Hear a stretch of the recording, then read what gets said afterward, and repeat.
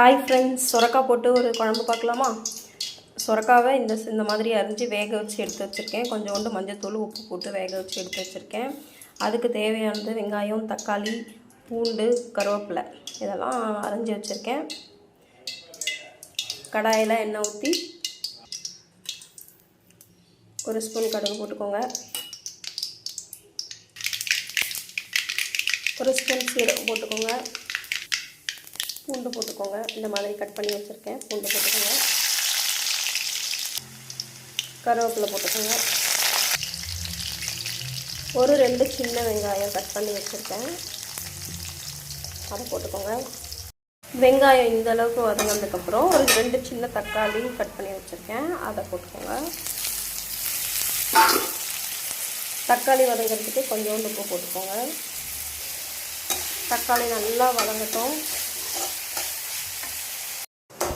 தக்காளி இந்த அளவுக்கு வதங்கினதுக்கப்புறம் ஒரு 1/4 டீஸ்பூன் மஞ்சத்தூள் போட்டுக்கோங்க.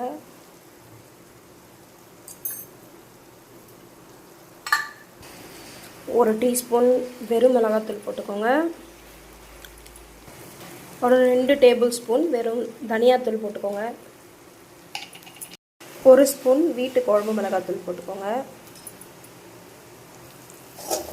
எல்லாத்தையும் நல்லா மிக்ஸ் பண்ணி விட்டுட்டு நம்ம வேக வச்சு எடுத்து வச்சுருந்த சுரக்காய் போட்டுக்கலாம்.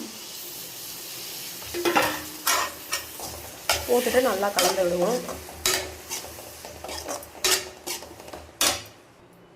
சுரக்காய் இது கொஞ்சம் முத்தி போயிடுச்சு. நீங்கள் நல்லா இலசா வாங்கி செய்யுங்க, நல்லாயிருக்கும் டேஸ்ட்டாக. மசாலாவோட ஒரு 2 நிமிஷம் நல்லா வதக்கிட்டு இந்த குழம்புக்கு தேவையான அளவு தண்ணி ஊற்றிக்கலாம்.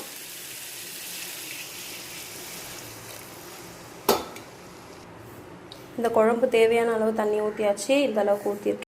ஒரு 2 கையளவு போட்டிருக்கேன். இந்த அளவுக்கு இதை அரைச்சிட்டு வரலாம். குழம்பு இந்த அளவுக்கு கொதித்து வந்ததுக்கப்புறம் இப்போ நம்ம அரைச்சி வச்சுருந்த வேர்க்கடலை போட்டுக்கலாம். இந்த அளவுக்கு குறைன்னு அரைச்சி வச்சுருக்கேன். இப்போ இதை நம்ம குழம்புல சேர்த்துக்கலாம்.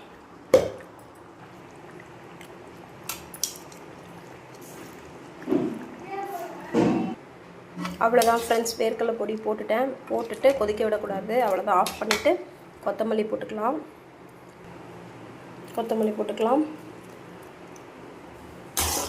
அவ்வளோதான் ஃப்ரெண்ட்ஸ், சுரக்காய் குழம்பு வேர்க்கடலை போட்டு ரெடி ஆகிடுச்சு.